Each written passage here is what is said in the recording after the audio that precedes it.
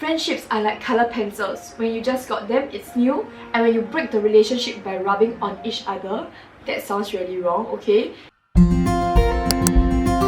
Hi friends, welcome back to my channel. So today's video is under its matters, and I'm going to be talking about social media and its evolutionary changes. I mean, like my rawest form ever, because It Matters is a very personal series, right? So I just want to present myself in like whatever state I am. I wanted to wear my specs so that it's really who I am at home lah, but then look at this window reflection, so this can't do. This topic was very much in my head since I started this YouTube channel, because it is also the reason why I decided to do content creation, right? I was sparked to really take action and do this video because I watched the Daily Catch-Up podcast. It's a local podcast, really good, recommended by my best friend Zoe. It's by Gravity Media, and they were talking about Rachel Wong's lawsuit case, which you can watch over there. But the main part, which wasn't the main topic of the podcast, was how when John Paul shared that everybody is so fatigued being on social media because the content created is recreated and it's by trends, you know, everybody's using the same audio, and with every audio the content is similar. Everybody's just, you know, posing for pretty pictures and doing fashion, makeup, skincare. But Denise also brought up a point that we are starting to like a more genuine side where people were sharing more about their personal life, which is true. So when they had this conversation, I'm like, oh my god, preach it. That was what was in my head when I wanted to start content creation again. It's like I wanted to showcase the balance of both, where I'm like very raw, but at the same time I showcase my love of fashion, of makeup, a little bit of skincare. And let's just face it, to an extent, right, to an extent, all of us are vain. So of course I still want to look pretty on social media sometimes, but that will be a segment of it, and another part will be me just being like that. The Daily Catch-Up podcast really triggered me to start talking about this social media evolution topic, which I already brainstormed weeks ago. So yes, today is the day where I finally sit down and talk about it. When we talk about the social media evolution, of course we want to talk about the difference between the past and the present. I'm an avid user of social media since the age of 13. I just remembered back then when we were on Facebook, we used the timeline so much, like good things, bad things, happy things, lame things. What are we doing now? What are we doing later? What are we doing tomorrow? We are just sharing it on the internet like free flow, because you know, the people that are our friends, our followers are people that are in our life. And back then, I guess we posted without much care of like, oh, will we be judged? Will people hate me for saying this? Because the cancel culture wasn't a thing, right? To kind of support the past of social media, where we first started off with Facebook, I just dug out some of my archived Facebook posts to read through some of the things that I post. So disclaimer, I posted this when I was like 13 years old, so some posts we come across really like immature, or like just never think through before I post, because like what I said, back down on social media, we are just posting whatever we felt on that spot. So this is the first post that I dug out. I posted a status that say 20 likes, I post a young time photo of me. This was such a trend back then, right? Like, oh, if I get this number of likes, I will do this. Let's send this chain message. If you don't send this chain message forward, you will get cursed. Like back then it was a lot of these kind of things. We have always been following trends that are in our way, and till present it is still the same. But back then I guess we didn't bother much about the number of likes we have. We didn't bother much about the engagement. Like we didn't really care whether the engagement brings results. We are kind of doing it for fun. Okay, moving on to the next. Basically, I updated a status about a series of facts, and I say fact: parents are unreasonable but we still love them. So I remember when I was a teenager, my posts on Facebook may contain some personal information that revealed the not so pretty side of my family. And I remember one particular post which I already deleted because of my parents' request back then. So I actually posted that I didn't feel like there was family warmth in my family, because we don't have that typical tradition back then when I was a kid of going out every weekend, because my father and mother was busy at work. Back then I felt so upset that I posted that very sensitive post where I just complained that I didn't feel like my family had warmth. I guess back then, like what I said, everything was very unfiltered, right? And we just post whatever we think without much thought. Of course, in the present, we do learn from the experience, and now it's good that we actually kind of still curate to an extent of what we post out there, so we do not hurt other people. In that past state, I hurt my family. And then moving on to the next post. Wow, I was a poet. Friendships are like color pencils. When you just got them, it's new, and when you break the relationship by rubbing on each other, that sounds really wrong, okay? It just gets shorter and shorter. Girl, first thing first, where the heck are your full stops? Secondly, where's your capital letters? Thirdly, grammar structure is horrible. I don't know how I got A2 for my O-level. I always have this theory, right, that my paper got switched around by somebody else and I mysteriously from a C6 became an A2. I don't get what this post is about, but I guess maybe I had a lot of friendship problems back then and I posted this to kind of use a poem that I curated with bad English to express how I felt that way. I guess along the way through your real life experience, it also changed the way you present yourself on social media, because eventually back then or even now in the present, whoever that follows us, right, a bulk of them would belong to people that we know in our real life. So this other post, so this is like another more ranty side. When I was getting bullied at that point of time, which part of me looks like I'm a bullying doll? I am born to live, not to be treated like a toy that gets abused by its owner. With context that my bullies were actually my friends on Facebook and I still posted this. I guess I'm still quite similar to back then where I was direct, but back then my direct was more aggro, like passive aggressive. But now if let's say I'm to have any conflict with anyone, I learn to confront it in a, how to say, logical way. I try not to come across as too emotional or sensitive, though of course we are humans and there are times where I may react in a very aggressive way still when I'm like ticked off at that moment, but we learn to control our emotions as time passes by and as we grow older. All these posts are like 11 years ago, okay? So they do not define who I am now.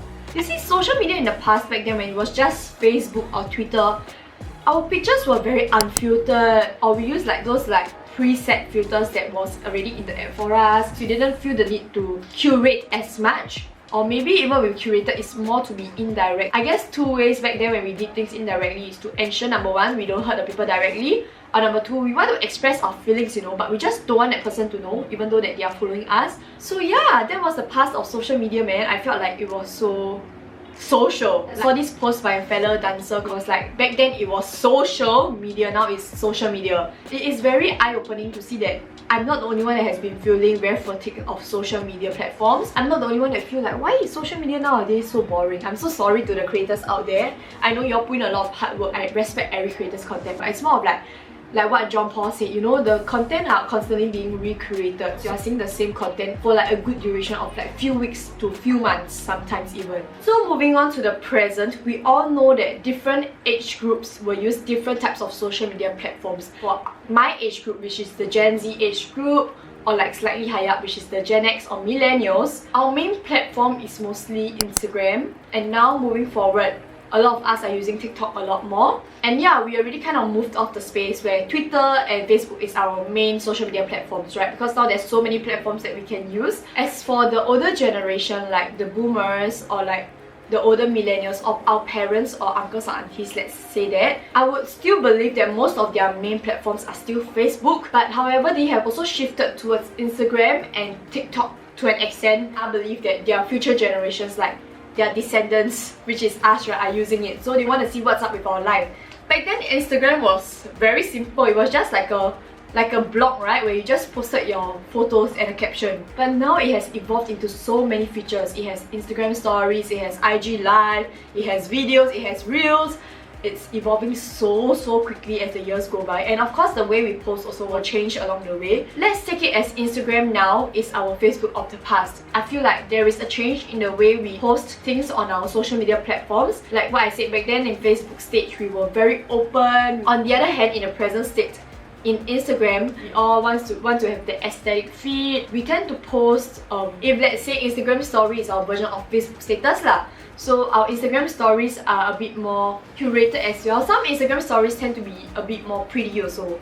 So everything just feels the need to be aesthetically pleasing, I assume. And I did a poll like a while back to ask people, you know, do you contemplate and worry about people's judgment before posting something on their IGS feed? I've forgotten how many people responded, but basically out of all the responses, right, 84% say that yes, they contemplate and worry about people's judgment before they post it. And I guess this is more amplified, right? Because there is a cancel culture going on where you feel like if anything you post is too opinionated, you might get cancelled, you might get hit on, because it seems that, you know, everyone's opinions on the internet now matters, but they choose to do it anonymously. I guess maybe because they don't want it to be related to who they are in reality, which I don't understand the concept, but because if that's your opinion, then just say it with your own personal account. I don't know, like, why hate on someone very indirectly, right? In the present state, a lot of our pictures are very pretty.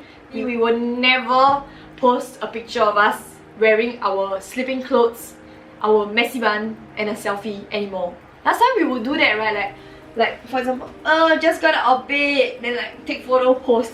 But now, like, I don't really see that on like my feed, whether I'm following content creators and influencers or like my personal friends. Personal friends, maybe because they don't have followings that are more public, like it's more of like their own social circle, their post is definitely more authentic. To be honest, like influencers out there and content creators out there, I believe to an extent, maybe because of public relations, they have to curate their content to a certain extent. I guess the change comes when I bring in TikTok, because on TikTok, whoa, it's a video platform and everybody posts different kind of video. We have the fashion videos, the skincare, the beauty videos, which is like the posing kind, which I love to do actually. Like, I enjoy doing that. It actually makes me feel empowered to do all those videos. And then there's the other end where people are doing POVs or like singing covers where they are acting or singing. Very nice, I love it, like the different side of talent, you know. And then there's another group where they are just posting their opinions with their face on it. I love. My favorite, Yuri Chu and Cadences and this girl called Troller. I think with TikTok, social media is really evolving so quickly. In any ways, all this information are very informative, right? It just feels that in the present, right, once we decide to choose any one of the category, whatever you post on your social media has to be curated in that direction. Like, if I want to do content that is fashion related, it seems that everything I post have to be fashion related. Of course, you're doing this because you know that it brings results. You know that people like when I do POVs, when I do fashion content, so you tend to do that more. My food for thought is then, is there a way where we can share content where we show all these different sides? Not saying that, you know, everybody has the ability to do POVs, everybody has the ability to sing while doing fashion, while posting their opinions, no, but if we are capable to, why can't we do all this under a single umbrella? I don't know, that's just my crazy thought I'm trying to explore right now, where I'm doing like literally everything I can do because I feel I have many different interests and I just want to portray all of them on my social media platform. I hope like it can help someone out there or it benefits someone watching my content. I've been gaining a lot of ideas, doing like research on like different influencers and content creators, and I learned so much from them.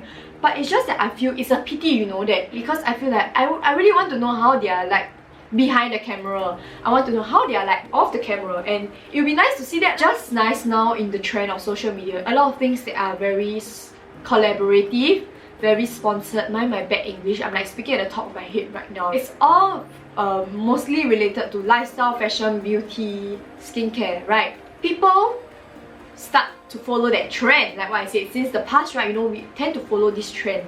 It becomes very, yeah, I just want to be straightforward lah, a bit unauthentic. It just feels a bit like, why is everybody just trying to look pretty? Where's the group of people that is showing who they are apart from like the very pretty side? Like, where? I'm trying to find, but I can't find. If you know any content creators or influencers like that, please let me know, like, down in the comment box. Like, I really want to know.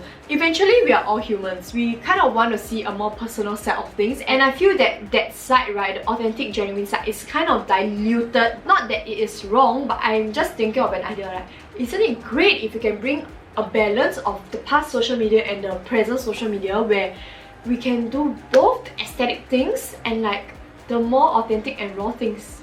Yeah, wouldn't it be nice, right? You can see someone for like their more model side, or they are more like lapsap side. If we do have many sides of us, isn't it great if we can show it on social media? Like, we don't have to be put under one category that I only like fashion, I only like dance, I only like, I don't know, I only like skincare. And that's what I'm trying to do. I'm doing this for a very inward reason, that I actually feel empowered and I actually feel more confident that I've been showing the different sides of me, that I'm like, hey, you know what, I actually love a lot of things in life and I just want to showcase to everyone. Food, dressing up, talking like that. And upcoming, I'm gonna start a series about early childhood education because I'm a preschool teacher to be in mid-August. So yeah, I can finally have the credibility to share more about early childhood education apart from my degree. Yeah, I just like it so much if we do have, like all of us, you know, can be openly posting what we want on social media. Of course, knowing that whatever we post are not opinions that will hurt other people or like it's not out there to cancel anyone. And I think that brings me to my next point, which is the prevalence of cancel culture, right? So you see, with cancel culture being more prevalent now, we tend to be more worried about what we post online. Hence the result of the lack of authenticity or the more curated posts that we see right now, right? There's a rise. But then again, I was like just having like a thinking session that if we were really sharing all sides of us on social media, good and bad, is there a reason for anyone to dig out our ugly past and cancel us if we didn't have the need to curate our posts as much? Who we portray ourselves on social media, right? It's gonna be pretty much close to who we are offline. And then there will be like hidden stories about you being like a major douchebag, right, offline, and this topic ends up being a possible topic to cancel you. I just feel like if we are able to bridge the authenticity between our online personalities and offline personalities, the cancel culture cannot grow as much anymore. There's only so much they can dig up to go against you as a person. That kind of wraps up my video of today's topic of social media evolution. I don't know how I'm going to edit this video because everything I'm saying is like top of my head, but I just hope that it's kind of relevant. Your social media account belongs to you and you get to decide what you want to show on the internet, and it is up to the people who sees it to decide whether they want to follow you or not. And if they don't want to see what you're posting, free for them to not subscribe, free for them to not follow, free for them to dislike the video, you know. Just don't get affected by it. I mean, it's tough because we are humans and we want to be validated to an extent, but I just feel like if our social media belongs to us, we get to decide what we want to put out there, as long as we know it doesn't hurt anyone, it doesn't harm anyone, or it doesn't cancel anyone in the more modern term. So yeah, with that, I have come to the end of my video. If you do enjoy this video, do give me a like. Also subscribe if you want to see more of my videos, and comment down below what kind of videos you want to see next. I'll see you in my next video. Goodbye, friends!